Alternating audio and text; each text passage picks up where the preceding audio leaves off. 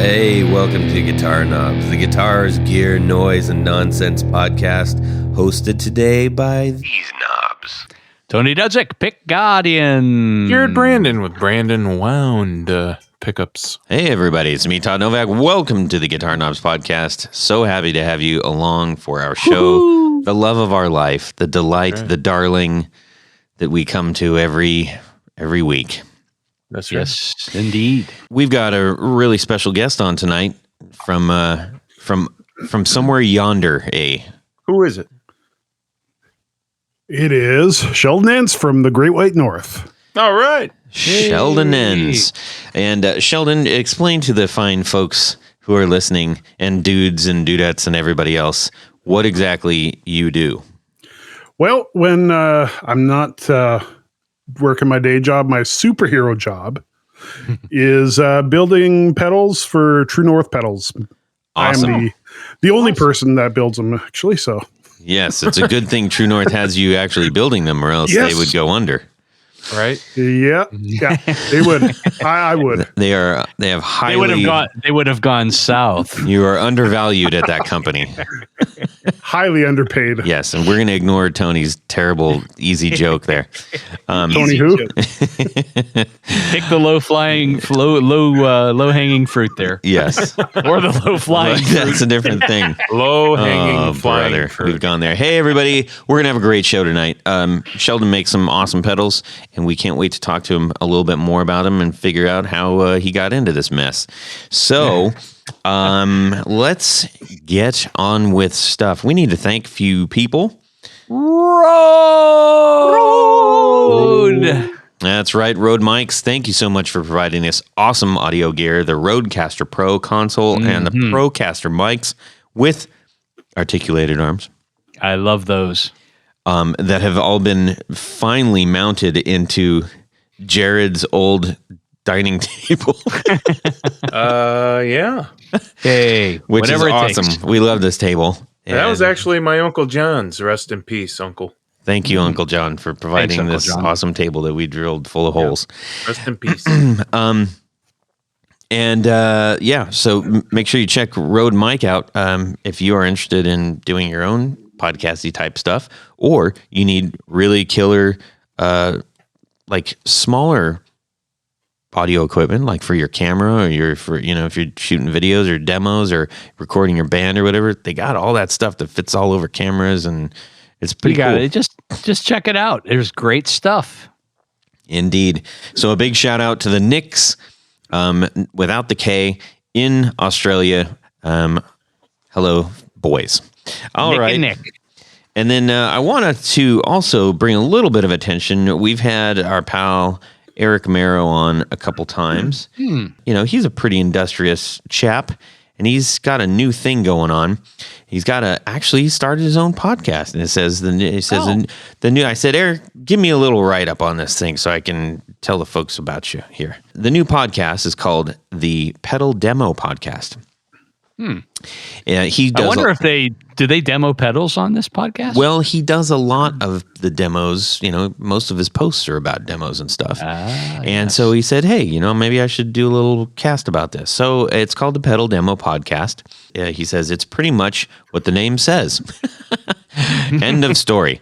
It is an audio-based walkthrough of a specific pedal each episode. We go through the features and hear the sounds from the pedal on guitar and bass. When possible, we check in with the builders of that pedal and hear the ideas behind the design and creation of the subjected pedal. So if you need some of that, go over and see what Eric Marrow's doing. I guess that's all the... Todd, I had a question. What is it that we do on this podcast? Some lady just joined us. What do you want? What? Todd? Todd? Is this your mom calling me? No. Jeez. It would be a miracle if she did. Well, come back. Okay, what do we do on the show, Tony? How about a nice please? What do we do on this nice show, please? We like to talk about gear. We like to talk specifically about boutique gear and the builders of this gear. And that would be things like, guitars and amps and pedals and accessories and all the good stuff. And occasionally, and I'm told that there's one coming up soon, we do 101s, which are what, Jared? They are nice little educational podcasts, and we talk about necks and pickups and guitar bodies, wood, speakers, and all sorts of electronic-y guitar ephemera type stuff. Anything that you're using, how to do it better. But occasionally we have experts who do know what they're talking about. And that prevents us from saying stupid things that we wouldn't normally do.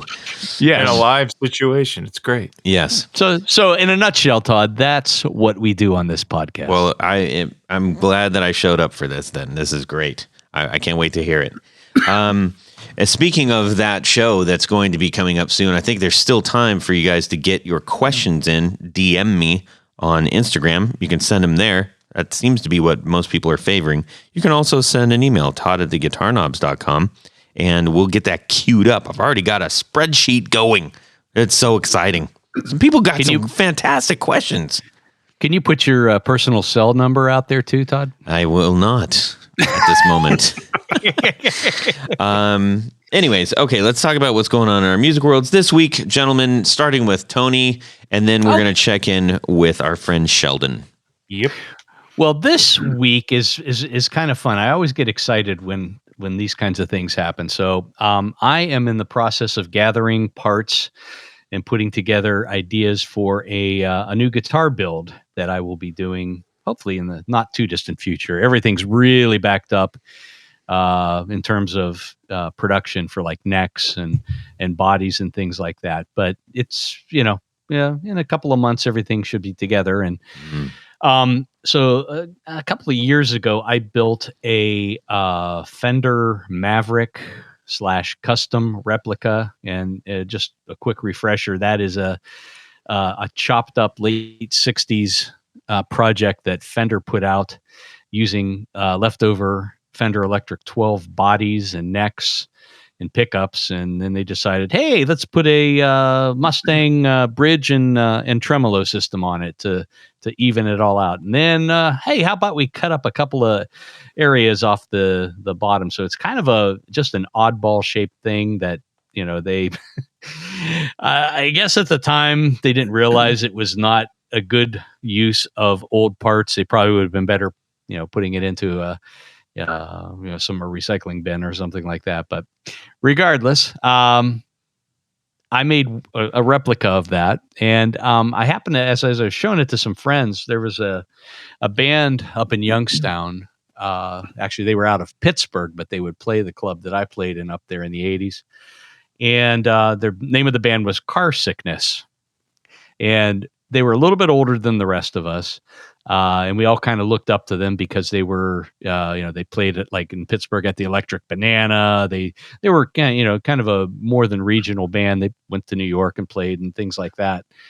And the singer, guitar player, his name is Carl Mullen, who I believe still lives in Pittsburgh, had one of these guitars.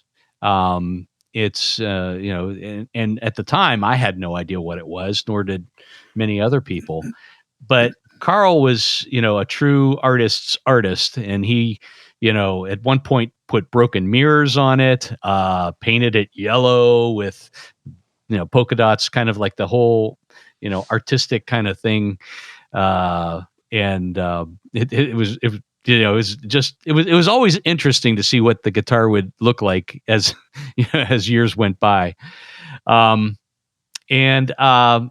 So a friend of mine reminded me of that, and I said, that's something else. And I did a little searching on the internet and found some old photos of Car Sickness, and then some current day stuff. And Carl had sold the guitar years ago, but it stayed in Pittsburgh at a guitar shop, and he bought it back for his daughter when she turned 16.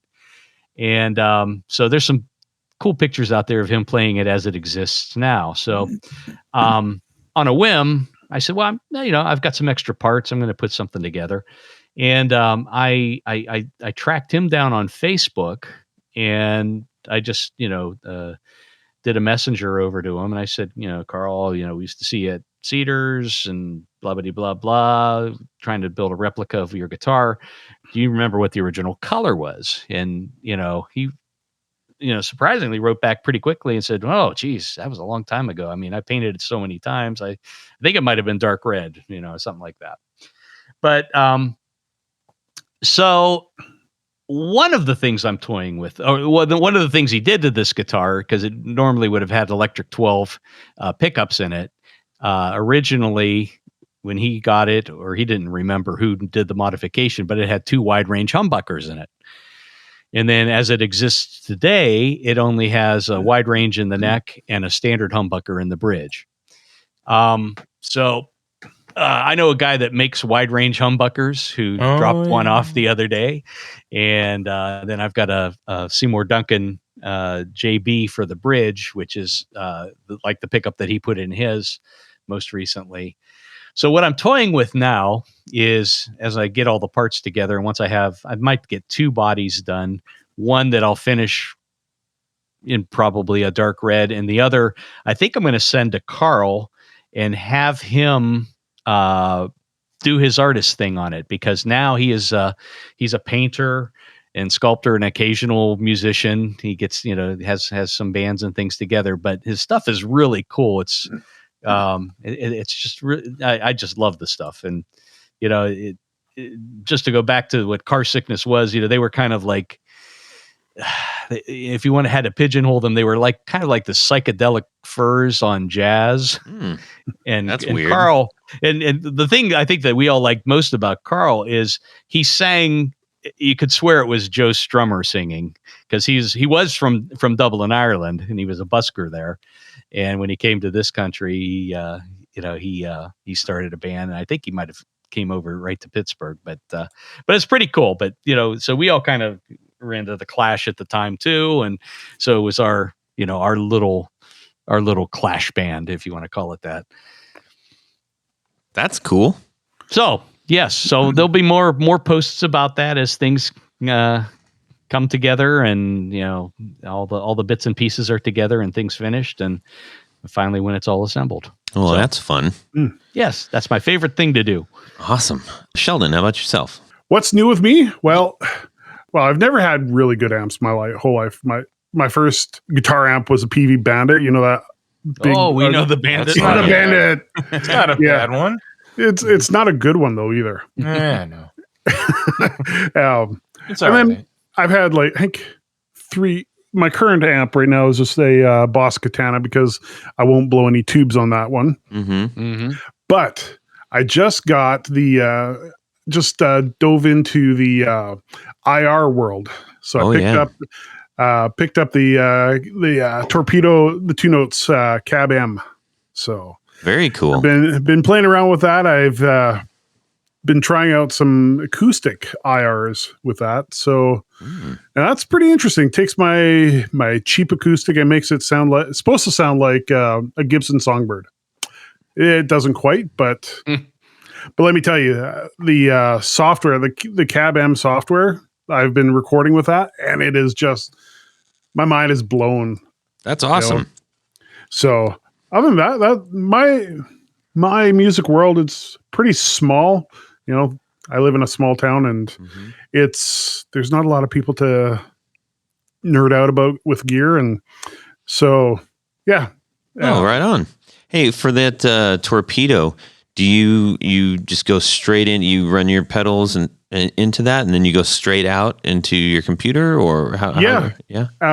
Well, when I'm actually recording, I just use their, what they have, the wall of sound. I just use that, and that's got all the amps, and you can, have multiple rooms and stuff like that. But this one, yeah, you can plug, it's the Cab M Plus actually has a preamp built into it too now, based around, I think it's the 77 Princeton, and I think that's what it is.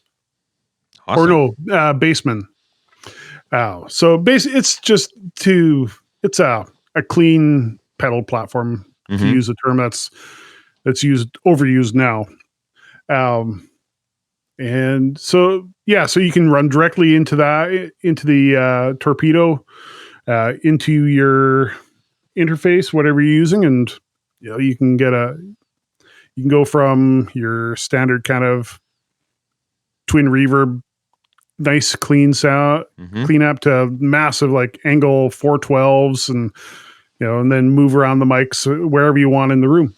Yeah. Do they have a model for a PV Bandit? I haven't.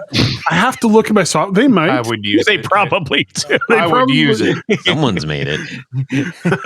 Why not? It's got to be out there somewhere. Somebody wants that early 90s sound of the solid state. If not the Bandit, maybe the Deuce. Oh. Yeah. But, so that Cab M torpedo is it's a pretty nice little thing. Yeah. I've only had it. Well, I just got it about a week ago. So, but from what I've played with it, it's my back will be grateful. That's awesome. Let's find out what's going on with Jared. Oh, right. This was a very surprising guitar week for me. Pleasantly surprised. My good friend Dusty Bob, who owns a little guitar shop in Fremont, Ohio. I love that which name. is a real name. His real name is Dustin. Yeah. We all call him Dusty Bob. Dusty Bob. Yeah. And he called me up and say, "Hey man, my girlfriend was given a guitar by some guy she works with for free. He sends me the pictures. And in fact, I sent you guys the pictures during one of our podcasts of that thing." Mm-hmm. Yep. And I'm like, Gave? She's like, "Yeah, he just gave it. He said it's just been sitting around forever. They don't know what to do. They were just going to throw it away in the garbage." Oh, dear. It's a 1956 Gibson J45. Oh, A real one. So I strike a good deal. Well, his girlfriend looked up the price of it and saw that, people are asking around $5,000 to $7,000 for these things. And of course she wanted that kind of money for it. And of course, no, that didn't happen, but I got it the other day. I made a really good deal on it.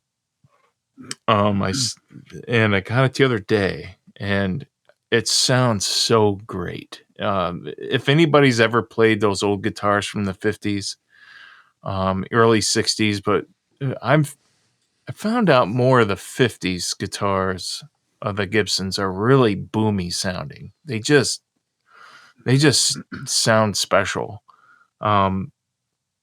The guitar is in great condition for its age.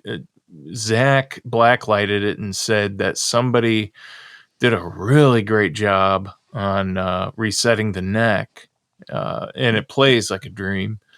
The only bad thing about it is that was unexpected was if you look at the face of the guitar, there's on the right side of the lower area, there's it looks like somebody took a rattle can and just kind of sprayed it a little bit. And then I looked closer at that area and I found out that there was a little square patch that was on the sun today.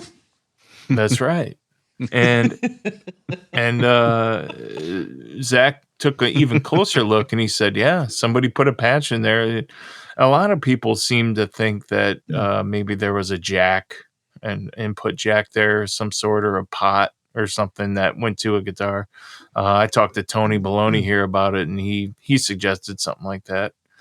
But anyway, the patch, it was a great job on putting the patch in. As far as the wood, you could barely see the broadcasting cracks of where that patch is as far as the wood. But the rattle can idea was crap. Yeah, because it looks so off, So, well, the problem is if you look at any of those older Gibsons, they never really used black. It was always a very, very dark brown. Right. And when you put black on top of it, it becomes so obvious. Not to mention the two couple of spots where the nozzle overshot. Yeah, there's two little dots, and then there's a couple of larger dots in the white gold or the yellow goldish area. I mean, it's really obvious and it looks awful. So, what you gonna do with it? Oh, I'll have the old professional up north look at it for me and see what he can do. Oh, but if he said, "Nah, I'm not going to do anything," then I would probably just let it go. I mean, how about putting a sticker on it? I could do that. A guitar knob sticker would look perfect right there. Big Dr. No sticker, because that thing's enormous. No, I mean he may or may not do anything to it. I don't know. I got to have him look at it, but it doesn't matter to me. I got it at such a good steely price. Nice. It just needs the knobs redone. Those things shrink and they just disintegrate when you try to turn them. But the tuner knobs, the tuners, yeah. I'm sorry, the tuners, and they work great. It's just the knobs have shrunken. Like the guy's head on Beetlejuice. Oh yeah. It's celluloid.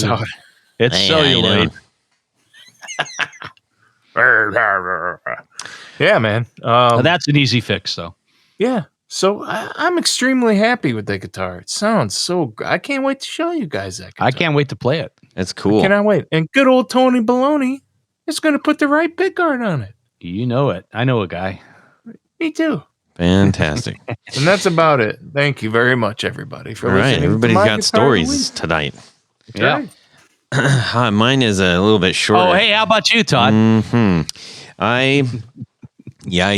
That's what I got to say. I was playing, and I was like, I'm done playing. And then someone said, Dad, can you have? I was like, hang on, I'll be right there.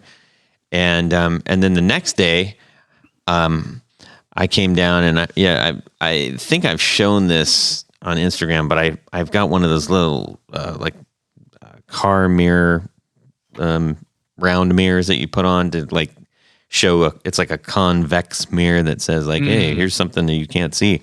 Well, right. I have that mounted on the wall because someone decided who's making amps a long time ago, like, hey, let's put all the controls behind where you can actually see it and reversed, which is naturally where you'd be standing if you were playing in a show. Correct. I honestly can't understand why that is still a thing. Do you know why they did that? Please tell me. So, and back in the 50s or whenever, they would have only the vocals would go through the PA and the amps would be in front of the band, projecting the sound of the bass guitar and the other guitars and keyboards. Well, it's not then now, is it? Well, so the way my dad's band was, yeah. Yeah. Anyhow, so I have that mirror up there because I can never see if the light is on if I've accidentally left it. And sure enough, I walked downstairs. I was like, oh, no. And it had been on for 18 hours. Yeah, that's okay. Yeah. You could fry some eggs on it, but that's all right. Well, no, it actually wasn't super hot, Oh. So, I mean, it was warm, but I was, that's so dumb. Freaking, well, what the crap? It's not a big deal. I mean, I know in some studios, they keep the amps on 24/7. And as long as you're not running signal through it, you're not, really taxing the amplifier at all. It's the principle, Tony. It's dumb to put the light of the amp recessed below the top in the back backwards. Supro. You got to be smarter than the amp, Todd. Cripes. Anyways, I still love the sound of it, but Jiminy Christmas. Anyhow, so that's what was my dismayed guitar things this week. Tony, you know what my favorite number is? 13. It's close. Take away 10, you're left with 3. And the reason 3 is one of my favorite numbers is because at Tour Gear Designs, you can get 3 packs. So you don't have to just order one. No. You can wait. What is this Tour Gear Designs? Tell me more, Todd. Tour Gear Designs is the premier builder of patch cables, specifically the flat patch cable. They are fantastic. And they fit anywhere. Yep, they do. And they've got they do a thing where it's basically like you get a 3-pack, right? And you can get them in C shape. So that means like the letter C? Like the letter C. Or an S shape. Or an S shape, like the letter S. And those do they have a W shape? No, they don't. They don't have a W. You could make a W shape out of it. Yeah. But anyway, so they've got these 3-packs, and these 3-packs, it's pretty amazing because they start out at, hold your horses, the 3-inch 3-pack starts out at $19.47. That's a steal. That is pretty fantastic. That's a good price, but I think you can do better, Todd. I can do better. You know what? If you go to tourgeardesigns.com/discount/guitar knobs, you're going to save 10% on that order. And you're going to get some more. I know you are. So it's going to be even more savings. So make sure you head over to tourgeardesigns.com/discount/guitar knobs and get that 10% off the best patch cables out there that we have found. So thanks to Tour Gear Designs for sponsoring our 4 on the floor. Jared? Thanks, Tour Gear. Jared? Well, how about some of this? 1, 2, 1, 2, 3. 4 on the floor. Sheldon Ens of True North Pedals. That's me. Tell us your 4 on the floor. All right. So my first pedal would be my tuning pedal, which for most of my life, I've actually just used the nice little clip-on headstock tuners, which everybody loves to mock. So I bought a tuning pedal off a friend of mine who passed away a year ago, Alex Clay. He was a big supporter in the gear world, and he passed away. And to help the family out, they sold some of his gear off, and one of the pedals that I bought off of them was his tuning pedal. And now I've realized I can't live with those because, how am I supposed to change guitars? So I chose, for my first pedal, it's my pitch black tuning pedal. Oh, yeah. Okay. Okay. So. Well, that's cool. I'm glad that helped somebody out and helped you out. And yeah. So. Well, you got to stay in tune, right? Yeah. Yeah. That's a problem with me and my Gibson. The B. Yeah. Yep. So then this is where I struggled. My second pedal. There's lots of pedals that I want on there, but since it's just 4 pedals that I can have, I would have to go with the my version 1 of the Keeley Dark Side, because you can fit a whole pile of pedals in one. And I have, with the version 1, they actually have like an effects loop in there, so you can insert an overdrive after the fuzz. So yeah, and then you got a great delay on there. You've got modulation, which is what I use it for.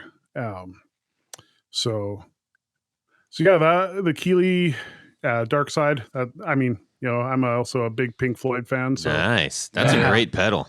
Yeah, we got to try that one out. Not when was that? Probably what? Well, when Keeley was on, it's weird how that coincided with him being on. But really, now that makes a lot of sense. It was just such a coincidence.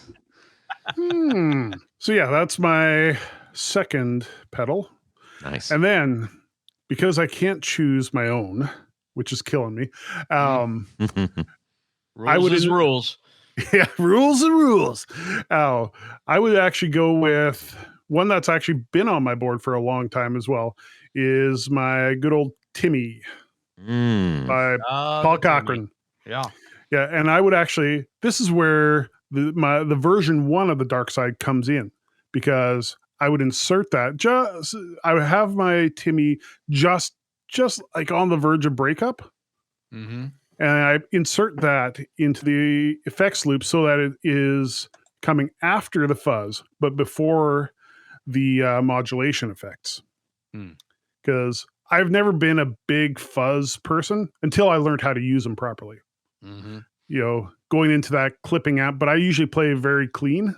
My amp is usually very clean. So I like to have basically kind of like an amp breakup before the fuzz.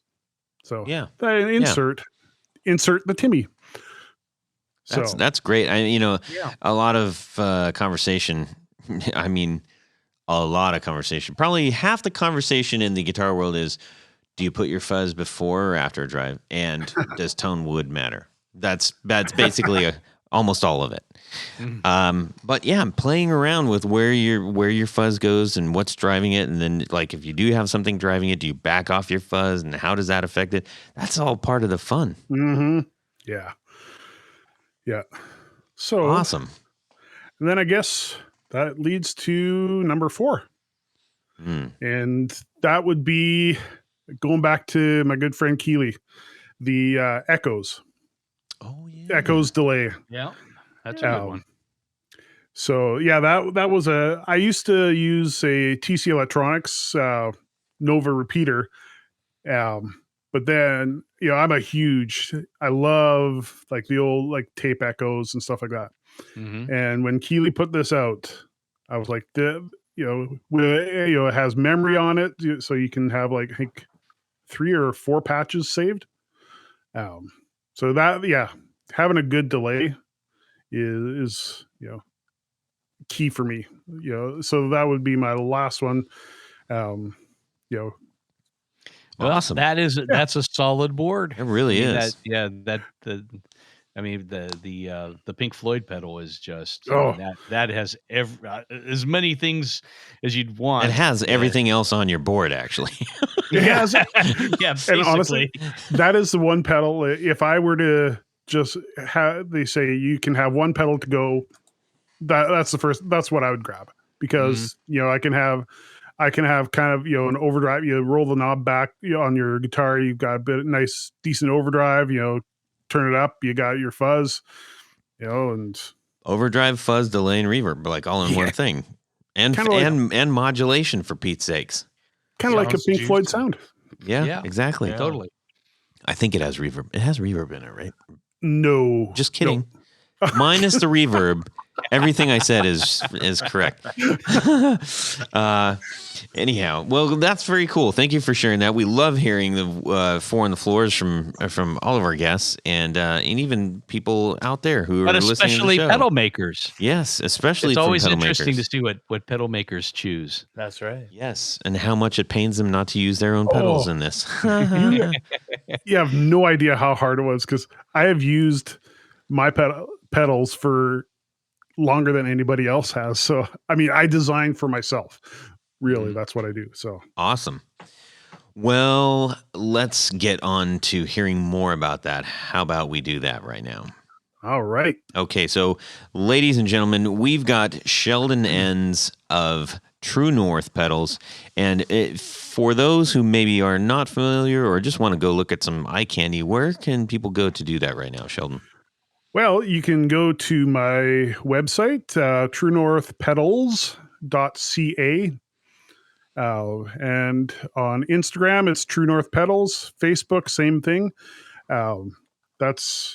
It's just one person. So sometimes I'm a little bit slow on updating the website. So, and that I'm not also great at computers. So I'm trying to figure all that stuff out. But usually I'm better at updating like on my Instagram and Facebook pages and stuff like that. So, Well, I'm sure we will all be very forgiving when it comes to what you're doing on the internet and what you're putting up there and all that business. So you got some great eye candy, and I do encourage everybody to go check it out, because it'll make a lot more sense to check out in front of your face what we might be talking about. So you are making some mighty nice pedals up there, my friend. Well, thank you. Indeed. You sent us tell us about the 2 pedals you sent us. Let's just do that. Well, I sent you first. It's kind of like my bread and butter, as people have said, is the Tweed Drive. Mm-hmm. And that was kind of the very first pedal I put out. Well, for kind of the first pedal I really put together for myself too. Because like I said earlier, I usually run a very clean amp, but I don't like to be clean all the time. Mm-hmm. So I was looking for something that had that Fender, like that tweed breakup, which I find really warm. It's just like a warm blanket. Warm blanket is exactly just the right word. You get that tone, the tubes just cooking just right, and that amp. So not that I've ever actually owned one of those, but I can imagine that's what it'd feel like. So, needless to say, I worked for a few years because I'm not that smart of a person. I'm not an engineer. I just, I came up with something and I You're pulled clearly parts. a smart chap because you've got some great things going on. Absolutely. Well, I say thank you. I may know a little bit different, but I'm originally a DIYer and just did it out of necessity because couldn't afford what I wanted. So I had to figure out how to do it for myself. Cool. And so the tweed drive, it's got the it's fairly simple. It's got the volume out for your main level. It's got the gain and tone knob. And then I've got two switches, one for it's like a diode switch, switching out, the original diodes in the pedal and with some LEDs to, give it a little bit more oomph. Get, and everybody wants a little bit of oomph. And as you crank that up, this was a pleasant side effect of it.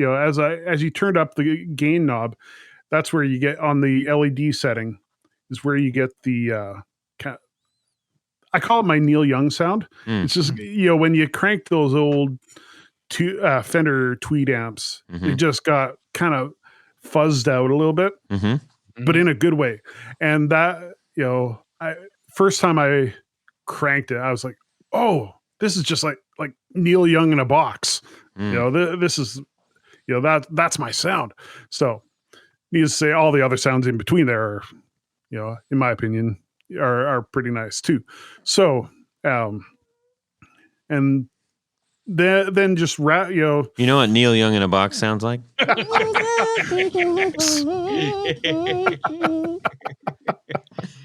Well, speaking of LEDs, the thing that I thought was really cool is while you don't see an LED when from the top of the pedal, when you engage the pedal, it's hidden underneath the tweed cloth that is on the outside of the casing. Yeah, and it bleeds that was through. Clever. I've gotten a few emails from people that have bought from me. It's like, how do I know the pedal's on? It's very plug it clever. in and hit the switch. And I purposely, when I test every one, I make sure that the pedal is actually off, so that they're like, where's the light? How do I know it's on? They click it on and it's like, oh, cool. Now, let me ask, is that something that you're like, it'd be really cool is if I didn't cut the hole in here and try to make it look all clean? Or was it that? I don't know how I came about that. I think I was just one day, like I used to, when I first started covering the pedals in tweed, this was way before I even considered going into having my own business. I forgot to cut it out, the hole out for the, That's the what LED. The first time I turned that on, I looked at that, I'm like, I know exactly how this happened. I forgot to cut the hole for the LED to come through, and it was a happy little mistake. We call that a brilliant mistake. It's kind of like a happy little tree. Yeah. In the unboxing that I did, this is no small feat to do a clean job, a really clean job on that material and that small of a thing. I wouldn't want you to see some of my early models. Yeah. And I think I'm at 260. That I'm a relatively small business, so I've hit just past 250 pedal of the tweed drive pedals sold. So that's awesome. Congratulations. Thanks. Did you decide on the tweed? Was that the genesis of the whole thing, where you said, look, if I'm going to make a tweed pedal, it's going to have to be covered in tweed? No, I actually started covering them in tweed before.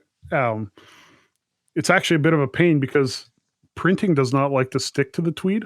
Mm-hmm. So I have to, there's probably about 6 coats of clear on the pedal just to hold that, the writing on. You know, I have to put 3 coats on so that the printing ink doesn't soak into the tweed. Mm-hmm. And then I have to put another 3 coats on top of that so that the lettering doesn't flake off. Yeah. So, but it was, I think there's these things that people, DIYers use called water slide. Mm-hmm. And I am horrible. Like, I have never put one on that has looked good. So I'm like, I want to make something look good. So I started looking up how to attach tweed. I like those old amps, you know. And so is that just like a spray glue? How are you adhesing that? Yeah. Right now I just use a spray 77. Just a good kind of not a cheap glue, but you know, a very effective one. Very effective. It holds it on. Impossible to get off your fingers. Which is why I wear gloves. Yeah. So, yeah, I mean, I started off with a 2-part 5-minute epoxy, and that just took forever. Yeah, I can imagine that must have been a pretty big mess too. Yep, and smelly. So then I was a friend of mine, Sean. He's like, why don't you try spray 77? I think it would probably work a lot better. And I haven't looked back. It's cut down my build time. Like it used to take me like 3 or 4 days to cover a pedal in tweed, a batch of say 30 pedals in tweed. And now I can get most of that done in about a day. So you tried something and it stuck. It's stuck good. Yeah, excellent. So you sent us that one, and then you also sent us the lumberjack. Hey, my lumberjack. That's a fun pedal. Okay. I think I actually said that in the thing. How can you not? Not the first time I've heard that. Yeah, well, I'm sure not. I'm sure. Yeah. So yeah, that one, it's a very simple overdrive. You know, I like overdrives, really. Me too. But with that one, I was like, you know, a lot of people have a fuzz pedal with an octave up, like the traditional green ringer kind of octave up effect. But they're always mixed in there. Like you can't shut the octave effect off. It's there with the fuzz. Well, I don't always use fuzz. So I was like, well, what if I combined it with an overdrive? And I felt that kind of worked. But I also like, when I build something, I want it to be functional, because people spend a ton of money on pedals. And when they buy something from me, I want them to get kind of like, I want it to be versatile. Yeah. You know, if you can't find the sound in one setting that you want, I want you to be able to find it at least, you know, in another setting, you know, so that's why with that one, I put the gain switch. You know, it's not like a massive, like you're going from like a boost pedal to like a metal zone gain difference, but just enough it gives it a little bit thicker sound, a bit of an increase in like the drive, but also it just gets, well, I think I already said this, it gets thicker. Yeah, no, it gets a lot thicker. This has a lot of oomph behind it for sure. So if you want it. Yeah. And I do like the idea of having an octave attached to an overdrive rather than a fuzz, because to your point, at least for me, it's a slightly more useful effect, because sounds Let's call like it fuzz, a flourish. It's a flourish. Yes, it is. It is. I love the idea of just kind of giving it a quick zap, you know? Yeah. Yeah. And then with the fuzz, I was like, you know, again, you know, a lot of people will combine the fuzz or even say an overdrive with the octave, but they won't give the option of turning it off, the octave on or off. Right. It's either on or you don't have the effect. Mm-hmm. Right. So, and like I said before, I'm about versatility. People spend a ton of money on these things. So how much more does it cost me to put that entire circuit onto its own foot switch? Mm-hmm. So I and that way I figured, if people want to try the octave on on a fuzz that doesn't have the octave, well, you just because it has 2 foot switches. You just turn the overdrive off, and you can use the octave on any other pedal you want. Super cool. So super good idea, man. So yeah, that's the lumberjack. Right on. And then you also have this other one called the Aurora Dual Drive. Yes, and this is where my lack of skills on the interwebs comes in. I have not changed it on the website yet. I loved the enclosures of that, like the shimmery, the color changing effect that it had, but I was having problems getting the graphics to stick to it. Mm-hmm. So I actually changed that one now. I'm going to update the website pretty soon, hopefully. It's now actually the Tweed Deluxe. Oh, okay. And so I've covered the enclosure in Tweed, like the Tweed Drive, but now that the Tweed Deluxe, or what is on the website, the Aurora, is the Tweed Drive, and then one of my other pedals, the Northern Lights Boost, which is germanium, or it's based on the treble booster. Mm-hmm. But then I've got, it goes a treble boost, then a kind of a mid-range setting, and a full range setting as well on there. And then in between those two, like I've got it running like AB, it would be the boost going into the drive, which is my personal favorite anyways. Mm-hmm. But then it's got a toggle switch where you can switch the order. So you can, if you want more like a boost in for a solo, you can use the boost for that. So, and that I've sold a couple of those already, and I've got 3 more sitting on my desk, just waiting to be put together. So awesome. So yeah, and it was all based around the original Tweed Drive anyways. So I figured it was probably just a natural progression that I moved that over to cover it in Tweed, because it's kind of what I've developed my name with. So. Sure. Yeah. Now, you mentioned earlier in talking with us, this wasn't your day job. Do you mind us asking what your day job is? Yeah. Well, I started, I guess it was in December, out of necessity. Pedals were not paying off as well as I had hoped over COVID. I work for a company called Razor Tip Industries, building pyrographics. They're wood burning tools. Okay. Cool. So still kind of in the arts, and it's a lot of fun. It's a great place to work. Have you hooked up with Cindy Hewell? That's right. No. Cindy. Oh, my friend, you need to get a hold of her.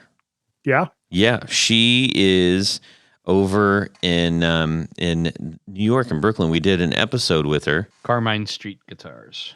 That's what I was just gonna say. Carmine Street Guitars.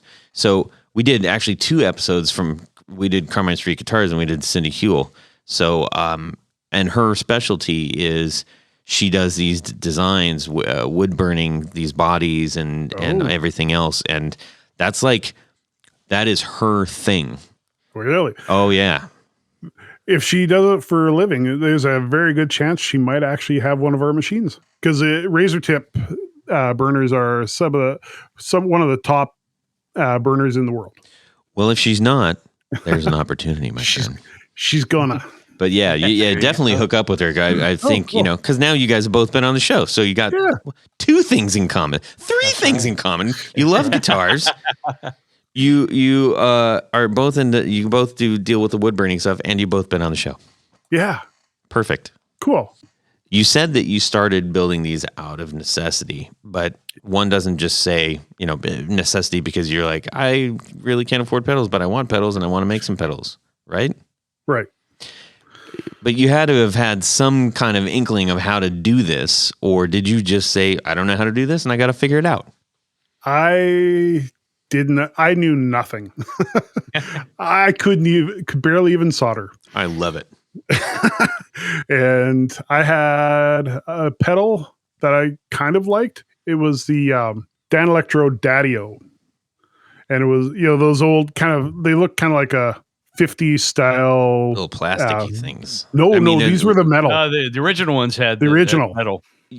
Yeah, the original ones were the original 90s one. They were made from cast aluminum or cast Yeah. zinc or something. Looks like kind of like a 50s, 40s, 50s style cars. Mm-hmm. Yep. And it was okay, but I'm like, if only I could get rid of this fizzy overdrive, when I turn it up. And so I just started researching, because before that I was using, with my band I used to tour with, I just had a digital, I think it was a Rocktron Chameleon. It's a old school 24-bit digital processor, all digital distortion and delays and everything. And it was okay. It was good. For then, the early stages of speaker emulation, it was not bad because we ran direct, which was a lot of fun. And so I got off of that, and I wanted to see if I could.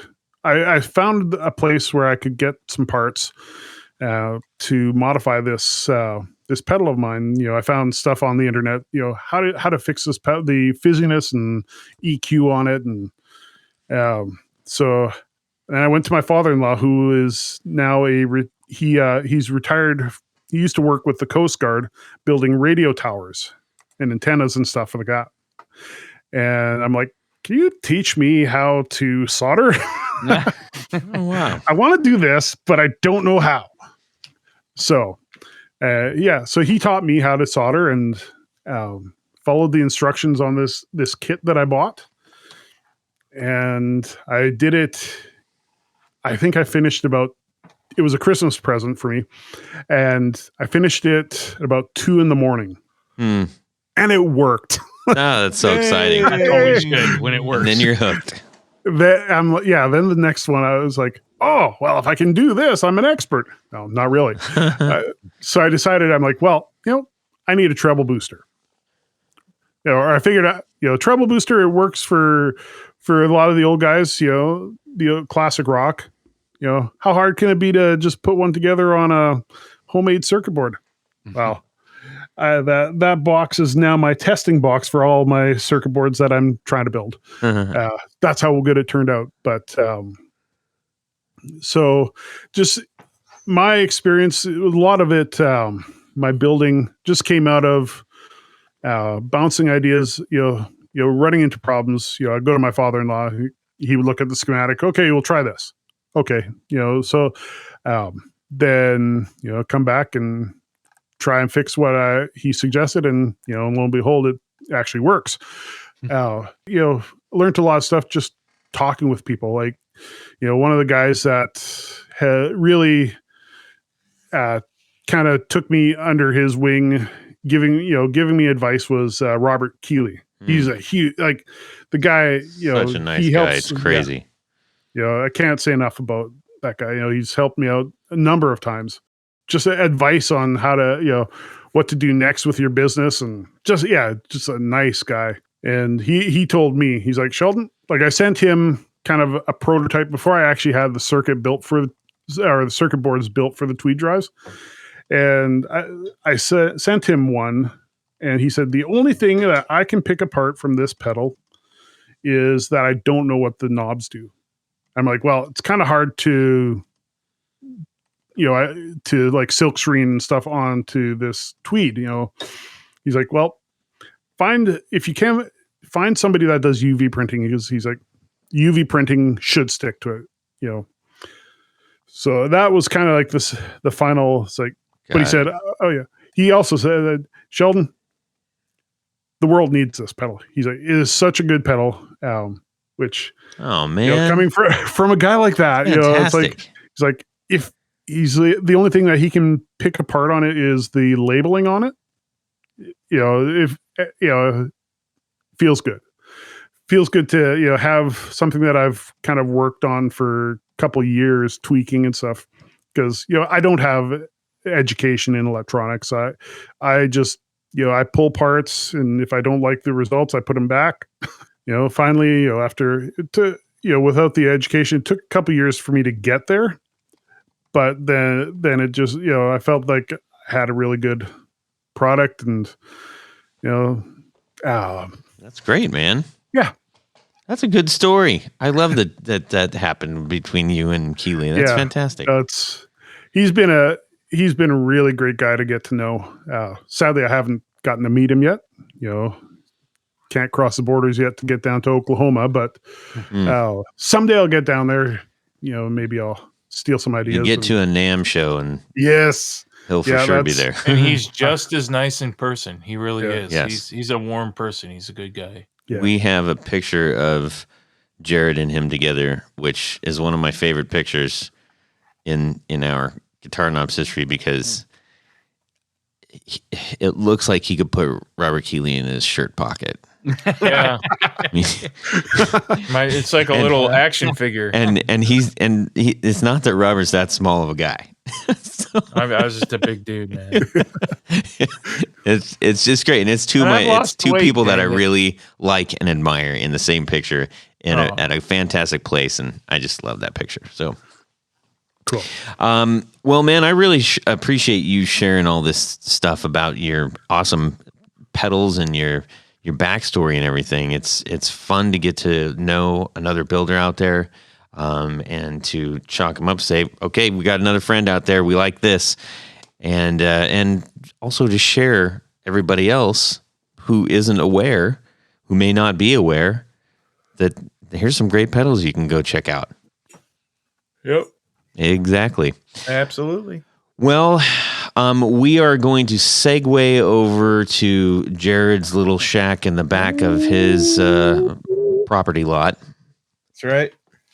Ladies and gentlemen, welcome to the little shack in the corner of my property lot, where I am going to host a little game of Would You Rather?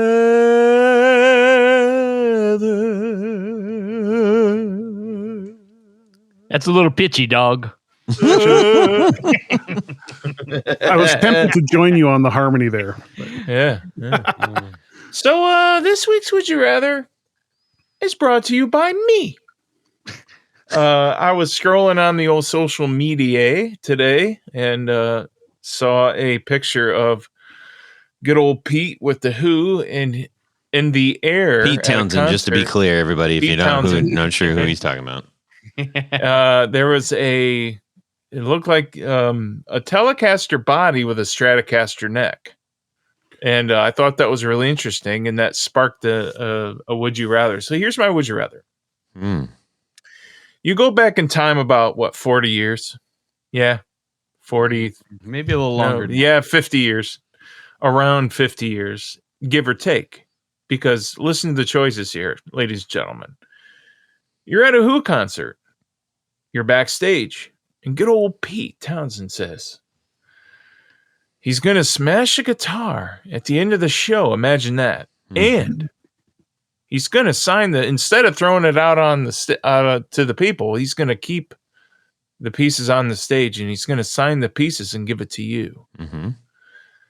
So would you rather have the Telly body with the Strat neck pieces guitar that he busted all up, or would you go with one of the maroon mid-70s modded triple pickup Norland era Les Pauls?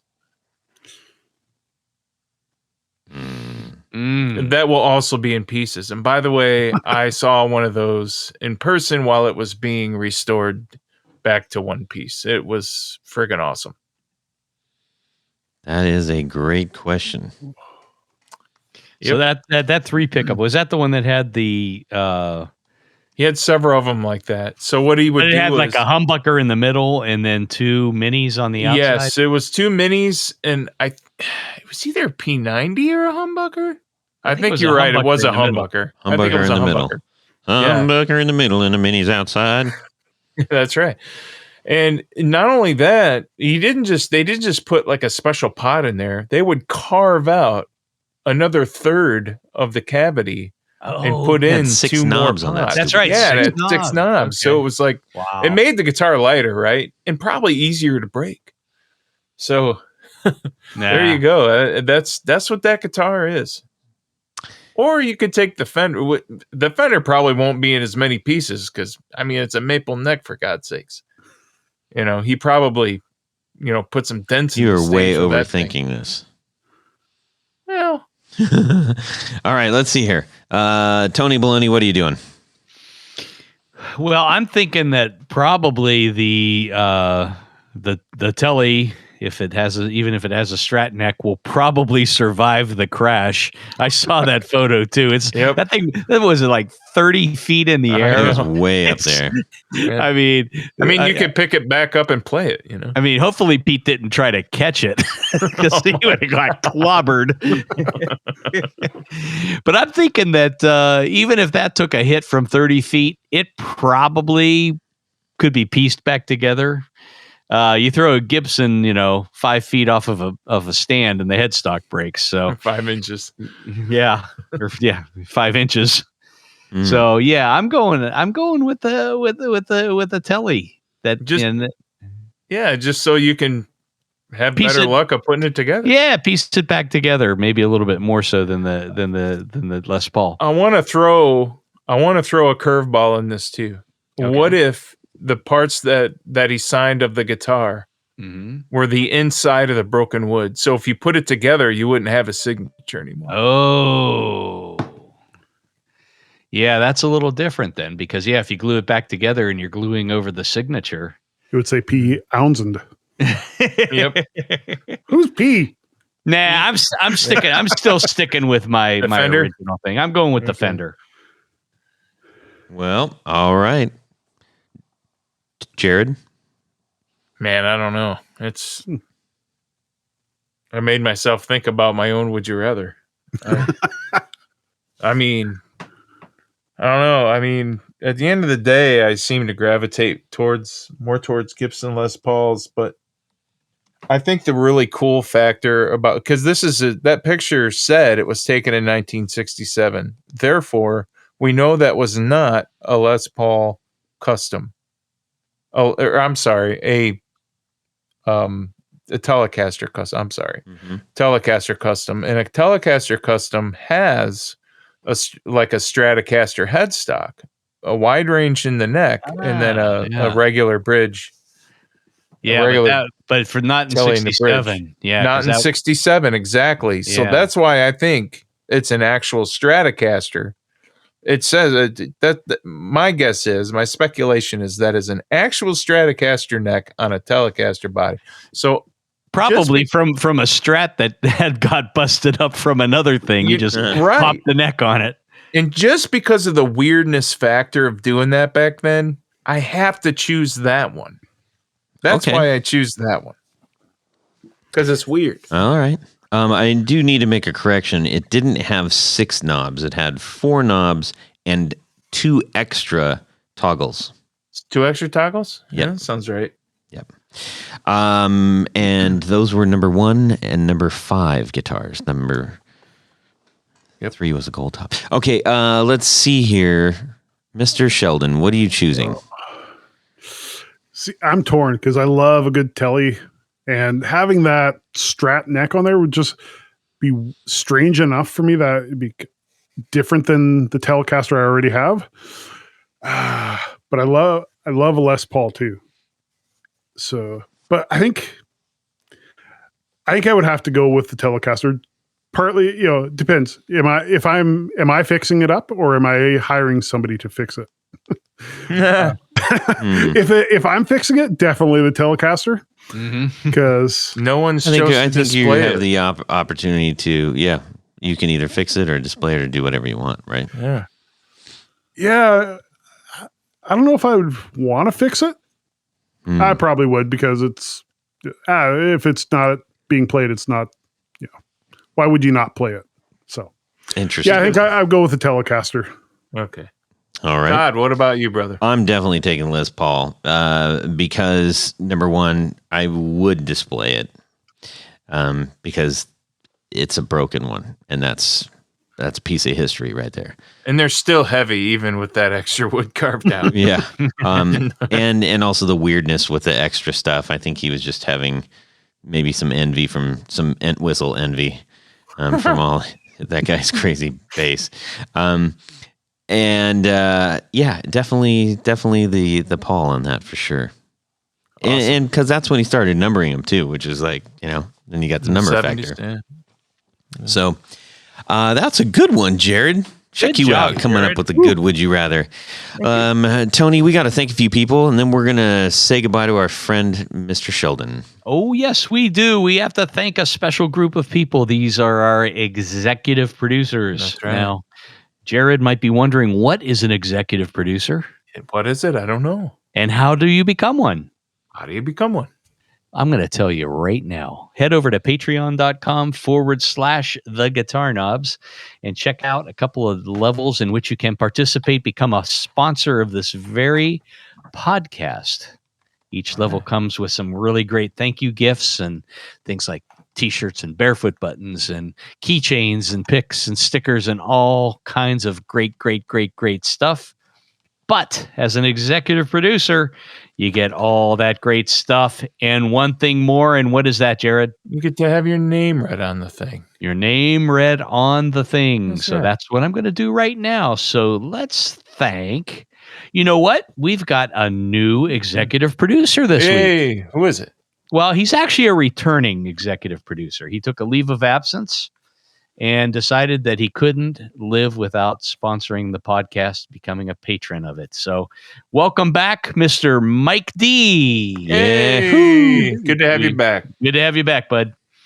How about Elad Mizrahi, Mark Garton, Rob Saxby, Gary Cooper, Douglas King, David Rando, Jason Roush, John Jackson, John Williams, Ty Harmon, Richard Kendall, James Pennington, Bill Gola Guitars, Matt Hart, James White, Brett Alexander, Justin Jones, Doug Gann, John Esterly, Chris Heidel, Brad Partridge, Tyler Bray, John Anglin, Anthony Lathrop, Johnny Knowles, Stefan Lamb, Michael Senchuk, Brian Robison, Ken Sayers, Michael Van Zant, Doug Christ, Darren Gregory, Chris Kearney, John Daly, Martin Cliff, and Tom Brazen. All right. Not so fast, Todd. I'm not.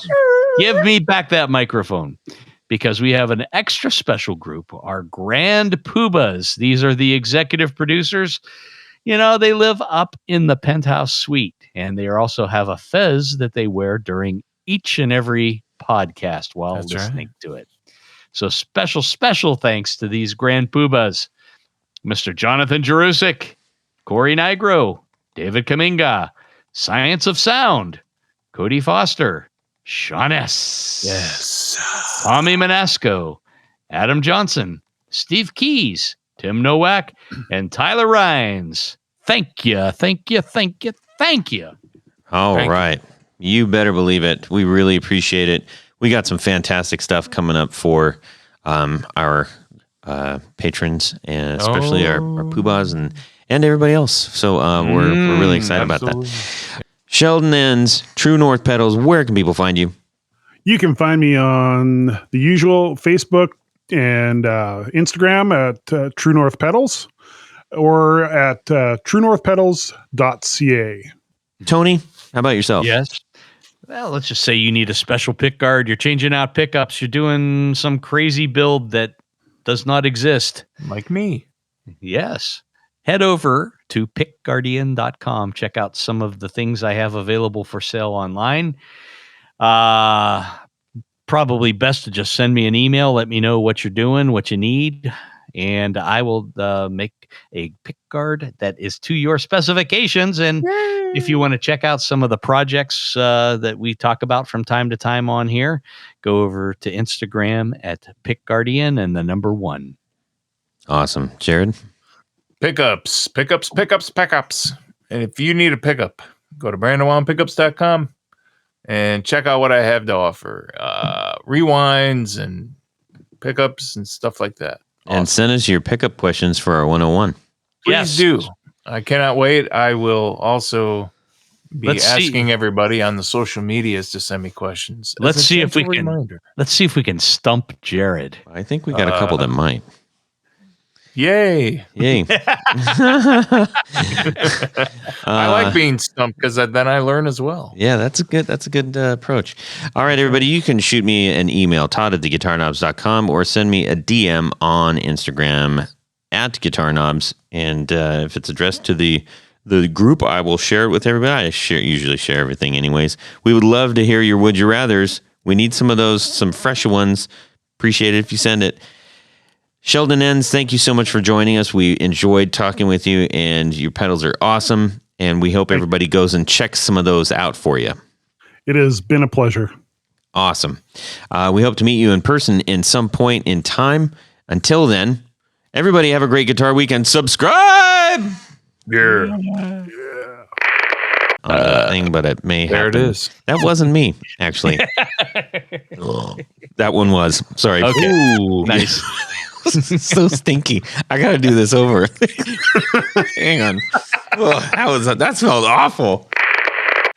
It's technology. We are waiting on Big Jared.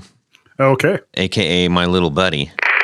I'm all set up for snacks. So, well, you want to share? Did you bring enough for everyone? I smelled this awful egg fart smell on my mask. Oh my. And I'm like, so I guess when you run into somebody's fart, you don't smell it. And it sticks into the mask. And, there's a slight delay because it was about 2 seconds after I shut the door and started walking away. I'm like, oh my God. That's all, folks. Yeah. It's chocolate. Well, sort of chocolate. Yeah. Oh, I look forward to screwing it up. It's unscripted. You. Yeah, Tony, you're especially gonna like the. You. How about turning that down a little bit? Wow.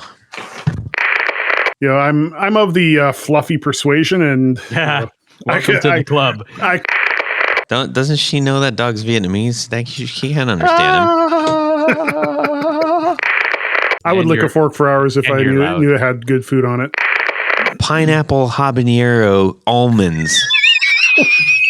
I'm like, what the crap is this? That actually sounds good. Pineapple habanero, yes, not on an almond. Well, I'm working my way through some peaches and cream popcorn and some dry syrup. How you doing, man? How's Canada? Save it for the show, Tootsie. Man, that sounds so. Is that a Canadian thing, or? I did not crap my pants, but I'm about to. So say it, Todd. Say it. And away we go. Well, that's it for these knobs. Please visit our Patreon page at patreon.com/theguitarknobs. Visit our website at theguitarknobs.com for all of our past episodes, 4 on the Floor blog, and other good stuff. You can connect with us on social too at our Facebook page and share your gear and stories on our Facebook group. Also, be sure to check out our Instagram at Guitar Knobs. Catch you next time.